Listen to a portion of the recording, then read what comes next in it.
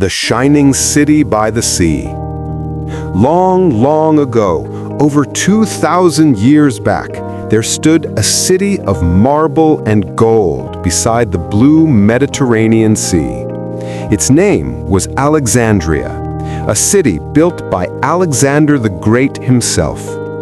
When travelers approached Alexandria from the waves, they said it shimmered like a dream. White buildings glowing under the sun, markets full of perfumes and spices, and scrolls of wisdom stored in the greatest library the world had ever seen. But even with all its wonders, sailors feared the coast. The waves were wild, and hidden rocks tore ships apart. So the people of Alexandria dreamed of a tower that could shine over the sea and guide every sailor home. Chapter 2. A Dream in Stone. In 280 BCE, a man named Sostratus of Cnidus, an architect, came before King Ptolemy I, the ruler of Egypt. He said, "My king, let me build a tower so tall that its light will touch the stars." Ptolemy smiled, half amused, half curious. "A light that touches the stars? Build it, Sostratus, if you can." And so the great work began. Not a temple, not a palace, but something entirely new. A lighthouse, the first of its kind. They built it on the small island of Pharos, just outside the harbor. Day after day, men carved blocks of limestone, dragging them across the sand. The sea roared, the wind howled, and yet the tower rose, layer after layer. After 20 years, the lighthouse of Alexandria was complete. It was said to stand nearly 400 feet high, gleaming white against the blue sea, taller than any structure on Earth, second only to the pyramids. It had 3 tiers. The first, square and wide, filled with soldiers and storerooms. The second, octagonal, elegant like a jewel box. The third, cylindrical, crowned by a giant statue, either of Poseidon, god of the sea, or of Zeus, master of the heavens. At its top burned a fire, night and day, reflected by a huge bronze mirror, so powerful that its light could be seen for over 30 miles at sea. Sailors said the flame looked like a star fallen to earth. Some even whispered it could burn enemy ships with its reflection, though that may just have been a story told by frightened hearts on dark waters. Chapter 4. The City of Light.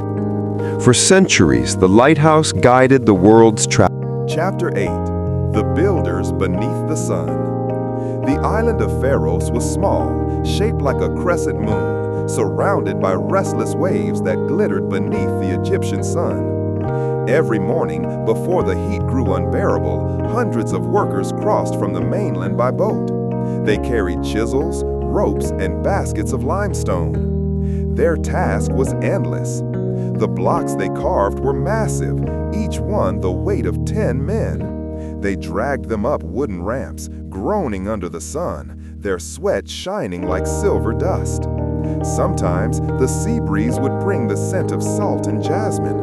Other times, storms would crash so fiercely that the scaffolding swayed and ropes snapped. But still, they built. When asked why they endured so much, the oldest mason said quietly, "Because this light will outlive us all." And so the work continued, year after year, the sound of chisels echoing like heartbeat over the sea. Chapter 9. The Fire That Never Slept. When the tower was finally complete, it was not only tall, it was alive. At night, the keepers climbed hundreds of steps with oil and wood on their backs. They reached the top where the great bronze mirror stood waiting. There they kindled the fire. It roared to life, orange, golden, and fierce, and the mirror caught its glow, bending it outward, flinging it far across the dark sea. From 30 miles away, sailors could see it. The sea became calmer near its light, as if the ocean itself bowed in respect. Some said the gods must have blessed this flame. Others said it was the soul of Alexandria watching over her children. And yet, no matter what people believed, the lighthouse burned on, night after night, century after century. A single, steady star for all who wandered. Chapter 9, The Scholar's Harbor. While the fire burned on Pharos, across the water, the city of Alexandria thrived. The Library of Alexandria stood nearby, a temple of learning, filled with papyrus scrolls from every corner of the known world. Inside, under soft lamplight, scholars studied the heavens, the tides, the stars. One astronomer said he could see the lighthouse flame reflected in the night sky, as though Earth itself had lit a candle to join the constellations. They called the tower Pharos, but in their hearts they called it something else, the lamp of civilization.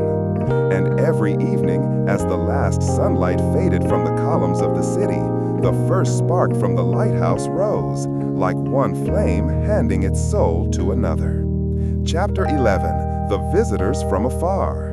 Centuries passed, and travelers from all nations came to Alexandria. Phoenician merchants brought purple dyes and glass. Greek philosophers came seeking wisdom. Roman generals came with pride, poets with questions, and sailors with wonder.